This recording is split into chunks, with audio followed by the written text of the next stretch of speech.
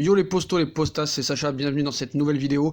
Donc je vous révèle ce soir que Jean-Michel Aulas tente actuellement une négociation avec Jorge Mendes par l'intermédiaire d'un autre agent pour José Mourinho.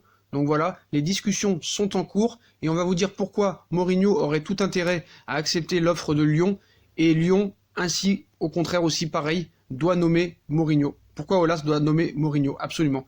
Donc à la recherche d'un entraîneur depuis le départ du Brésilien Silvinho, l'OL pourrait tenter le très risqué coup José Mourinho. Le Portugais est actuellement libre. Alors voici pour moi pourquoi les Gaunes doivent tout faire pour l'attirer dans le Rhône. Donc comme vous savez, ça a été la fin de Silvinho ce week-end après la défaite à Saint-Etienne. Donc l'OL, nouveau, celui qui devrait et devait être incarné par le duo Juninho-Silvinho, n'est déjà plus qu'un souvenir douloureux. Donc le premier est conservé et garde sa place dans l'organigramme des Gaunes, mais le second paye directement le manque de résultats de ce début de saison et surtout le manque de confiance apparent de son président.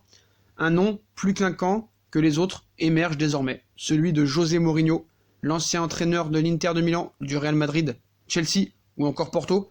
Alors voilà pourquoi, selon moi, Jean-Michel Aulas doit tout faire pour l'attirer dans ses filets. Déjà premièrement, c'est une machine à gagner.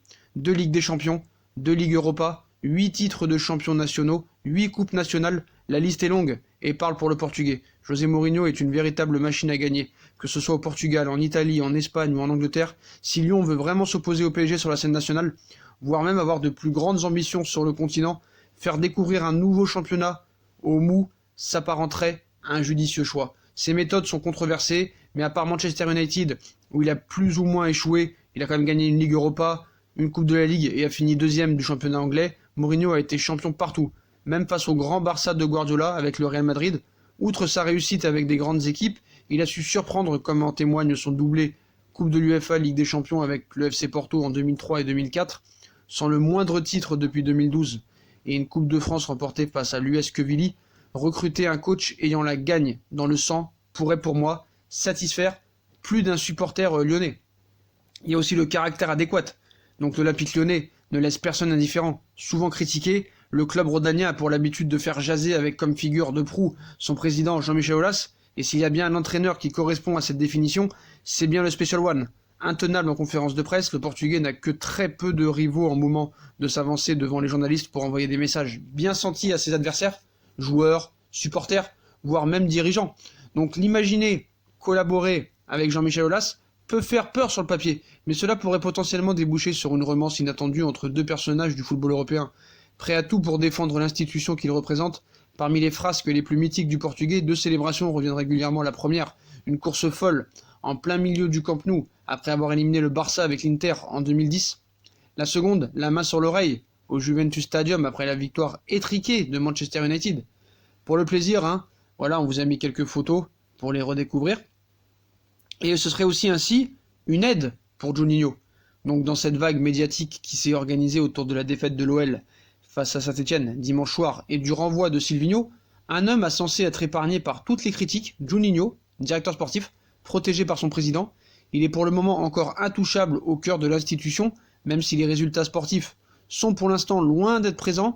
Avec l'arrivée d'un Mourinho à la tête de l'équipe, Juni ne devra pas s'occuper d'un novice en la matière, ce qu'était Silvinho, qui découvrait le poste d'entraîneur principal pour la première fois de sa carrière, et pourrait donc appréhender au mieux toutes les facettes du rôle de directeur sportif, sans pour avoir à trop surveiller son relais sur le banc de touche. De plus, avec près de 20 ans d'expérience à ce poste, le Portugais a connu un bon nombre de directeurs sportifs, compétents ou non.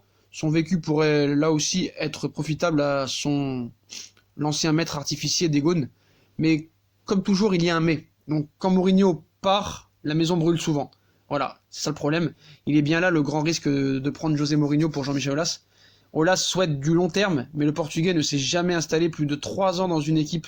Pire encore, le Special One a pour l'habitude de laisser ses clubs dans des piteux états.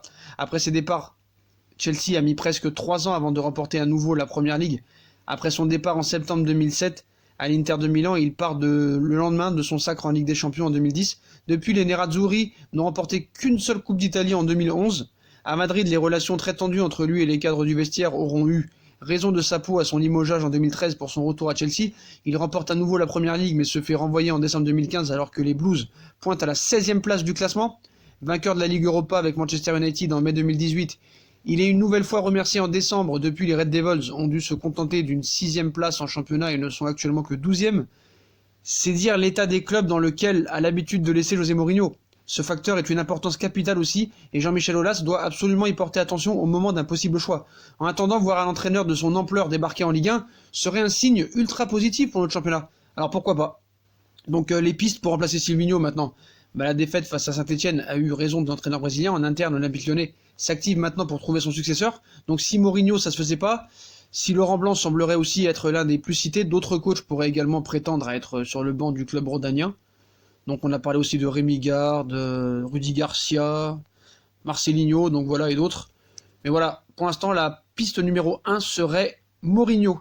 Voilà, actuellement des négociations entre Jean-Michel Aulas, Jorge Mendes et Mourinho pour que Mourinho prenne le flambeau. Donc voilà les potos, comme d'habitude, si on a kiffé la vidéo, on like, on partage, on s'abonne. Dites-moi en commentaire ce que vous pensez du choix Mourinho pour Aulas, ce serait une bonne idée pour Lyon. Abonnez-vous, likez, partagez. Tchuss les potos.